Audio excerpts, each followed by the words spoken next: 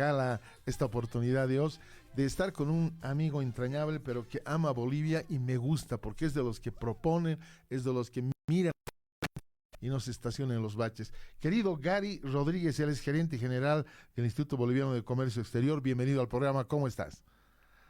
Muy buenos días, querido Totito. Pues muy honrado de estar nuevamente en contacto contigo, con tu audiencia. Un gran abrazo, Toto. La verdad de que esto, solo hacemos lo que tenemos que hacer, Toto. La verdad de que hay diferentes formas de ver una misma situación y qué importante es ser propositivo. Tú como creyente, como conocedor de la palabra, sabes que dice muerte y vida hay en la lengua. Tiene poder la palabra. Así es. Entonces, si podemos, y diré más bien, debemos dar palabras de aliento, de esperanza, por supuesto, crítica también, pero consejo aparejado con ello. Por supuesto. Eso es lo que necesitamos. Para construirnos no necesitamos enemigos, solo se para edificar se necesita como tú. Bueno, luego de estos piropos que nos han lanzado, que son pues, inicio, quiero pedirte que nos comentes sobre esta propuesta de 5 medidas para que haya más divisas en nuestro país. Ok, en el día lunes dimos conferencia de prensa como institución, preocupados por, como institución, preocupados por una situación que se está viviendo en el país, álgida, no la habíamos vivido en muchísimo tiempo, y empezaba mi intervención indicando de que la estabilidad macroeconómica, la estabilidad monetaria, el poder adquisitivo de los salarios es un patrimonio, es una conquista de los ciudadanos que data ya de varias décadas, que nos costó mucho dolor, mucho llanto allá por los años 80 y decía, hay que cuidar esa estabilidad, hay que cuidar esa estabilidad. Lo segundo que decía es que debemos tener unidad entre los bolivianos, unidad de propósito. ¿Para qué? Para combatir la pobreza. ¿A través de qué? De la inversión, a través de la producción, la exportación y el Estado dando las condiciones para ello y siendo coadyuvante de ese propósito. Lo tercero que decía que no es un tema menor, porque hace a lo que acabas de mencionar. El Banco Central de Bolivia, como la entidad que tiene que ver con el manejo monetario en el país, a través de la 1600, dice que su principal objetivo es velar por la estabilidad monetaria. Y ahora sí entremos en el tema. Durante las últimas semanas se ha observado el tratamiento de la caída de las reservas netas en el Banco Central. Objetivamente, vos y yo vamos a coincidir que no estamos en el mejor momento. Teníamos más de 15.000 millones de dólares en el año 2000 y mucho menos que llegue al pánico porque con eso retrocedemos décadas y perdemos todo. Entonces, lo que tenemos que hacer es apoyar al Banco Central de Bolivia en esa tarea de precautelar la estabilidad monetaria que hace a la estabilidad macroeconómica y además al poder adquisitivo de los ciudadanos. Para eso hemos dicho 5 medidas son necesarias para que se fortalezcan las reservas del Banco Central y para que crezcan. La primera de ellas, dejémonos de pelear, incluso al interior del gobierno, en la Asamblea Legislativa Plurinacional y aprobemos los créditos que están ya gestionados para que con ello aumentemos la oferta de dólares en el país. Segunda medida, tiene que ver también con la Asamblea Legislativa, la llamada ley del oro, que en realidad es o para el fortalecimiento de las reservas internacionales netas en el Banco Central, debe ser aprobada. Eso le va a permitir al Banco Central comprar una mayor formalización de esta actividad y de contenido. Comprar y con en oro monetario, la reflexión, información y es todo. Lo tercero, esto es central, monetizar en divisas, en dólares, las reservas de oro que tiene en el momento actual el Banco Central y que lamentablemente mucha gente ha alarmado a la población diciendo que nos vamos a rifar las joyas de la abuela y podemos profundizar sobre el impuesto a las transacciones financieras, ¿no? Esto trata de los últimos años de relación morales incluso y termina a fin de año. Entonces, ahora eliminar esto que castiga la tenencia no solo de dólares, de cualquier divisa.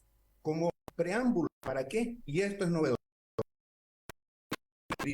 así como un cierto tiempo, lo que seguramente tú te comes, como un ahorro a fin de año, ahora emita bonos en dólares y que lo haga una tasa del 100% a cierto plazo, 6 meses, un año, con la fe del Estado de que el que va a ahorrar en dólares va a recibir también su interés en dólares y va a recibir su capital en dólares. Con eso, Totito, en vez de estar saliendo a buscar al exterior créditos que pueden estarnos costando hoy día entre 13 a 15% anual, producto de los informes que han lanzado las calificadoras de riesgo, podríamos tener una avalancha de dólares, no solamente desde el exterior, sino también internamente, porque se dice que dólares en poder de la gente atorados que no están dentro del sistema, estamos hablando de que hay entre por lo menos 5.000 millones,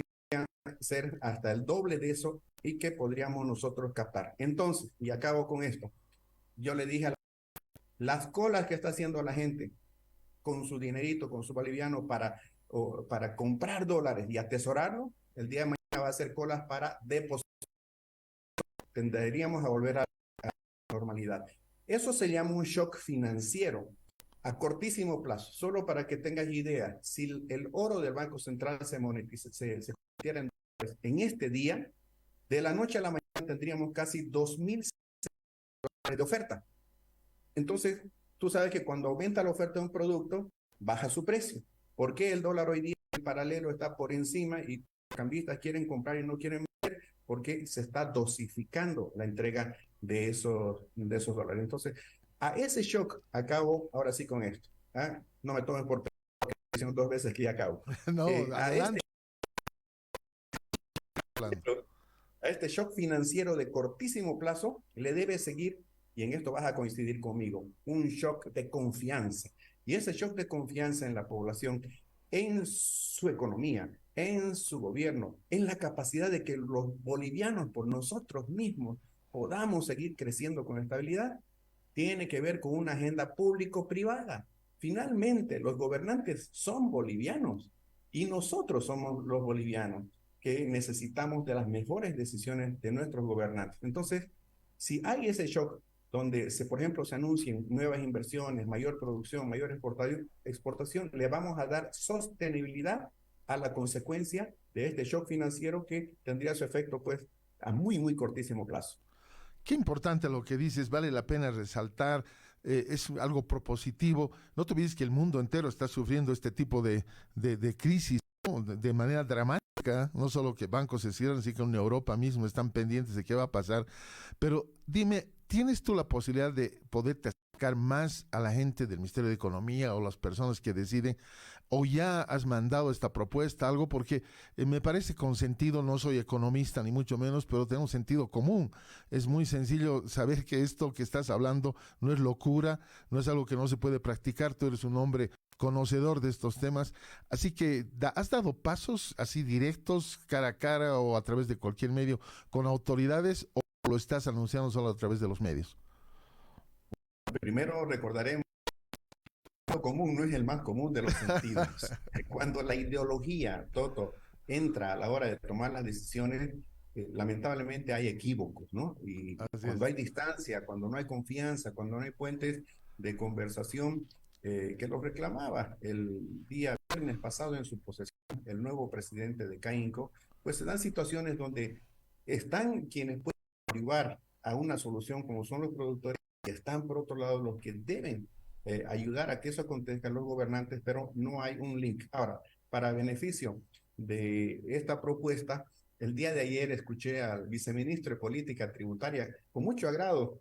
Consigo su teléfono, le voy a felicitar porque nos ha aludido en una entrevista pública diciendo que IRSE ha presentado estas 5 propuestas que tú acabas de escuchar y que como bien dices, son de sentido lógico. ¿Sabes? Nosotros deberíamos creer que es posible y hacerlo posible, pero las señales cuentan. En toda relación interpersonal y mucho más entre un gobierno y la sociedad civil a la que se debe haber esas relaciones debe haber esa confianza, ese diálogo, ¿no? Que es básico para ello.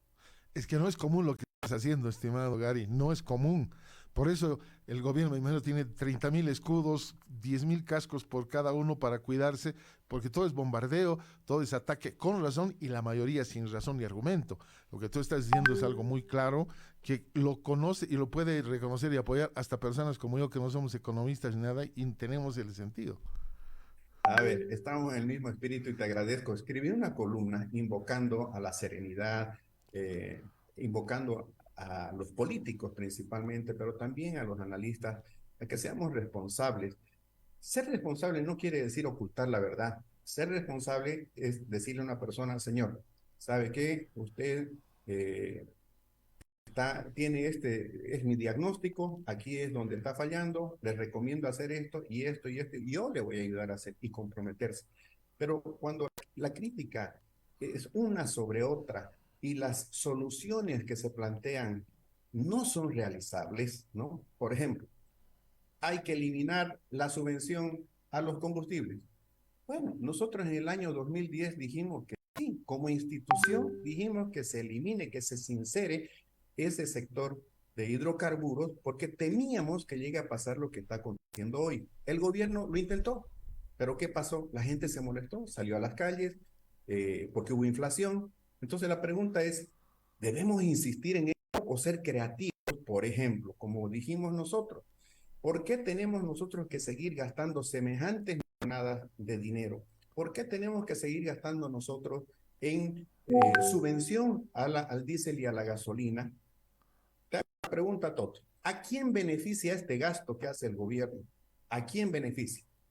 Comprar en este tamaño y vender internamente en este tamaño.